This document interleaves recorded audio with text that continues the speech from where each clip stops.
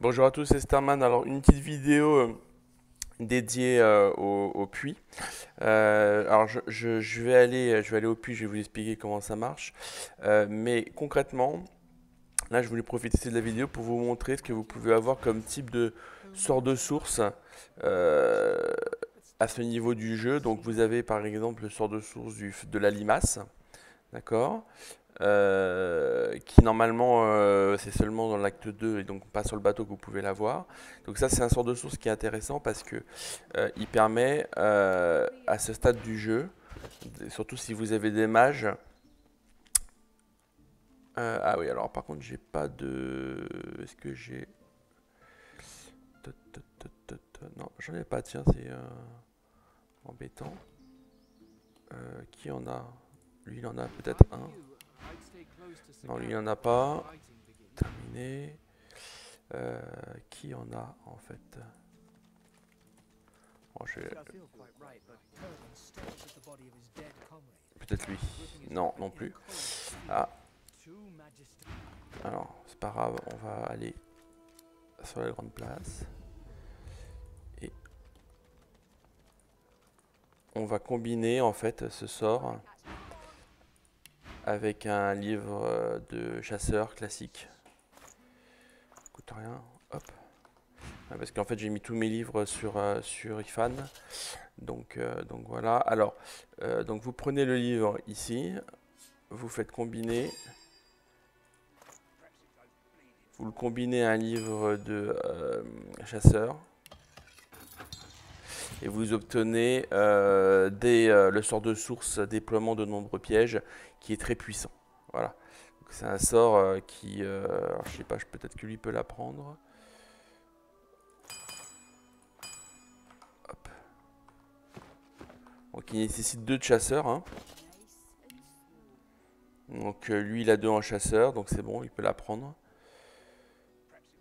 Où est-ce qu'il est? Il est là, hop. Voilà. Et donc c'est un sort en fait qui vous permet de mettre plusieurs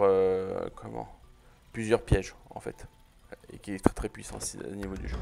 Voilà, donc ça c'était la petite parenthèse pour vous montrer. Ensuite, donc là on va aller au puits.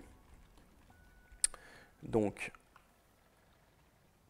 là il n'y a pas besoin de se prendre la tête. Hop.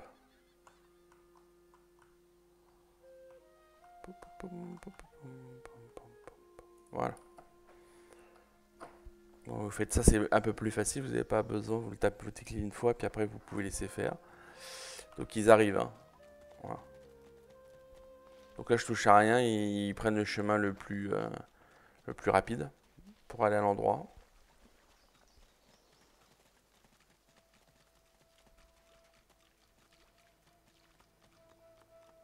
Donc là le but ça va être de vous expliquer comment il faut faire pour optimiser le puits. Et je vous montrerai quelques objets qui sont très très... j'ai déjà commencé à le faire.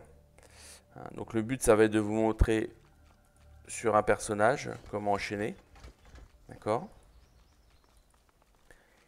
Et de vous montrer quelques exemples d'équipements que vous pouvez avoir à ce niveau-là pour vous expliquer pourquoi c'est important de prendre le temps de le faire.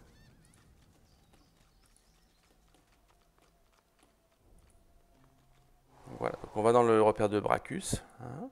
Voilà.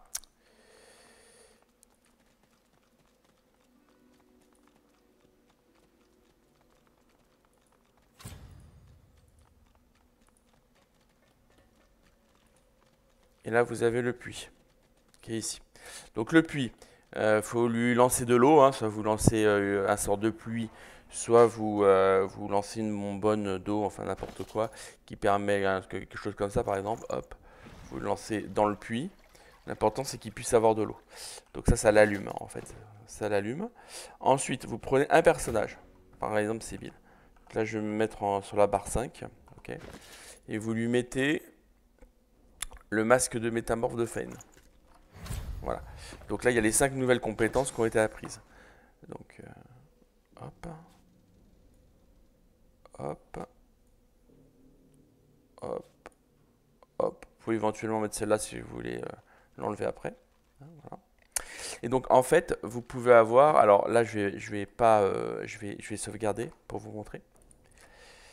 Donc vous arrivez près du puits, d'accord, vous lui parlez.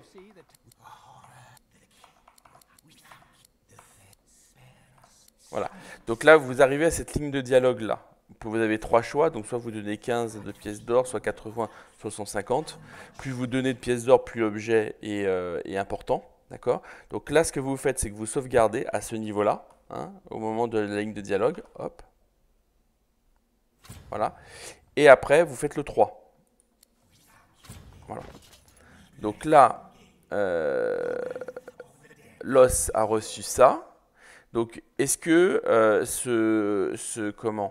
est-ce que cette ring va vous servir? Moi, pas tellement. Elle est puissante. Vous voyez, vous avez 2 en hydro, 1 en pyro, 1 en géo.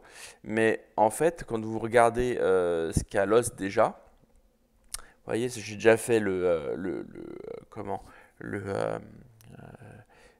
j'ai déjà fait ces rings. Elle a 2 en géo, 1 en aéro, 1 en pyro. Sur les 2. Donc elle est plutôt orientée géo, hein, l'os. Et donc ces rings en fait sont parfaites pour moi, puisque en fait 2 en aéro, ça me permet d'avoir le sort de téléportation et d'avoir potentiellement des sorts à côté d'aéro qui sont compatibles avec le géo et le pyro, hein, puisque vous pouvez balancer des éclairs sans annuler les effets, contrairement à l'hydro qui stoppe le feu. Et donc, ce genre de rings sont très puissantes. Et surtout, ces rings-là, ce niveau en fait, de statistiques, vous ne l'aurez pas avant le dernier acte. C'est-à-dire que vous pourrez trouver de très belles rings, mais elles n'auront pas autant de statistiques. Ce n'est pas possible. Voilà. Donc, c'est pour ça qu'il faut prendre le temps de bien les faire.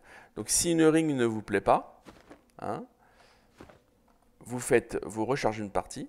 Donc, moi, je recharge la partie.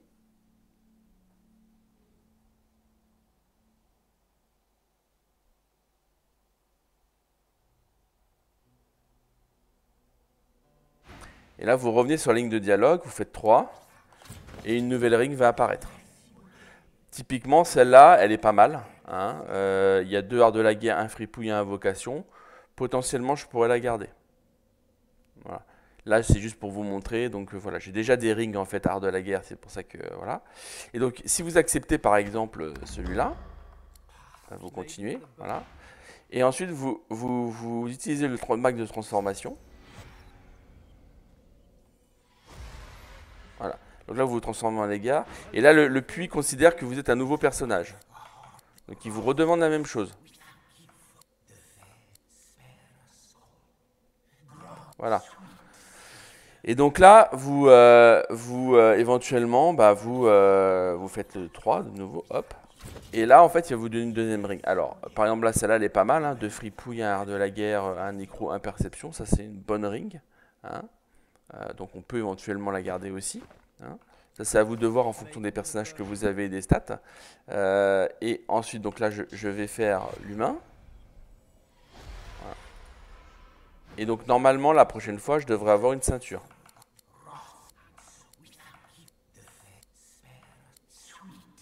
Voilà. Donc là, vous avez une ceinture qui vient d'apparaître. 2 à distance, un commandement, 18 esquive. Voilà. Donc ça, c'est une ceinture potentiellement que je ne garderai pas. Voilà. Et donc vous le faites ça pour tous les personnages, jusqu'à ce que vous ayez les items qui vous conviennent. Ce qui est intéressant aussi, c'est de récupérer, d'en profiter pour récupérer des items sur d'autres jobs, si jamais vous voulez changer en cours de route. Par exemple, là, moi, j'ai pas de mage hydro-aéro, mais je pourrais, la ring que j'ai récupérée, hein, je pourrais la garder, par exemple. Voilà. Donc ce qu'il faut avoir en stat. Hein. Donc pour les rangers, l'idéal, bien entendu, c'est d'avoir 2 arts de la guerre et un chasseur. Ça paraît logique, quitte à avoir rien à côté. Hein, voilà. Donc là, moi, j'ai 2 arts de la guerre et un nécro, donc celui-là, je peux le garder. Mais typiquement, si je refais des tours, et que je compte bien la remplacer par un ring équivalent à celui-là. D'accord? Donc les mages, je vous ai déjà montré. Mon initiateur, lui, ce qu'il lui faut, vous voyez là, je suis à 33 d'initiative, hein, ce qui est extrêmement élevé à ce niveau du jeu. Donc mon initiateur, lui, il me faut des rings avec perception. Voilà. Donc celle-là, elle est superbe, hein, cette ring, parce qu'elle a 3 de perception, et en plus, elle me rajoute un peu de puissance et du chasseur, puisque je suis chasseur. Donc elle est vraiment très très bonne. Donc moi, ce qu'il me faut, c'est 2 rings avec plus 3 en perception, hein, pour l'initiative. Donc ça me rajoute 6 en initiative, et ça me rajoute 6 en chance critique. Donc vous voyez, en chance critique, à ce niveau du jeu, je suis déjà à 28, hein, sans tête brûlée ni rien. Donc je pourrais facilement monter, une fois que je me serais bien équipé, autour de 40-50%. Donc là, ça commence à devenir pas mal. Voilà. Sébil, bon bah Sébil, je vous ai montré. Alors, en ce qui concerne les rings, alors il vous faut un ring enfin un belt, pardon, pas un ring, une ceinture avec adresse et avec troc. Si vous avez une qui combine les deux comme celle-là, bah, c'est très bien, hein. Donc celle-là, c'est pour les différentes les différents avantages, hein, pour le vol et puis pour la négociation avec les marchands. Hein, donc voilà. Ensuite, pour un ranger, il y a des ceintures. Là, vous voyez, j'ai 2 initiatives, 4 de chance critique. Elle n'est pas terrible parce que moi, j'ai pas trop besoin d'initiative. Hein. L'idéal, hein, c'est d'avoir comment 2 à distance et de la chance critique. Donc là, celui-là, il est pas mal parce que moi, j'ai 2 à distance et j'ai 2 en initiative puisqu'il me faut de l'initiative. Donc ça, c'est pour mon initiateur. Hein. Mais l'idéal, effectivement, celle-là, et j'ai déjà eu, hein, il y a des ceintures où j'avais plus 2 à distance, plus 2 en initiative, plus 2 en chance critique. Donc ça, c'est vraiment la ceinture idéale pour l'initiateur. Et pour Sébil, c'est 4 de chance critique et plus 2 en tir à distance. Voilà. Pour les mages, ce qu'il faut, parce que là il n'y a pas vraiment de choses, ce qu'il faut c'est plus de la chance critique. Donc des belts d'un peu comme ça, vous voyez, avec de la chance critique. Attendez, hop, je vais essayer de voir ça. Voilà, par exemple ça c'est pas mal. Voilà, avec plus 4 en chance critique. Comme vous avez pu le voir là, regardez, j'ai acheté des armures, hein, voilà. J'ai aussi pris des armures là pour faire un mage aéro si j'en ai besoin. Et j'ai pris aussi, alors ça c'est voilà, j'ai pris aussi par exemple, ça c'est pas mal, pour si je fais un rogue, voilà, 7 esquives, plus 2 à 2 armes, ça c'est vraiment bien. Donc ça c'est si j'utilise un rogue, et je vais récupérer aussi une ceinture plus 2 à 2 mains, si je veux faire un chevalier. Voilà. Parce que dans la suite du jeu, je vais modifier les builds pour vous montrer un peu comment jouer les autres personnages également.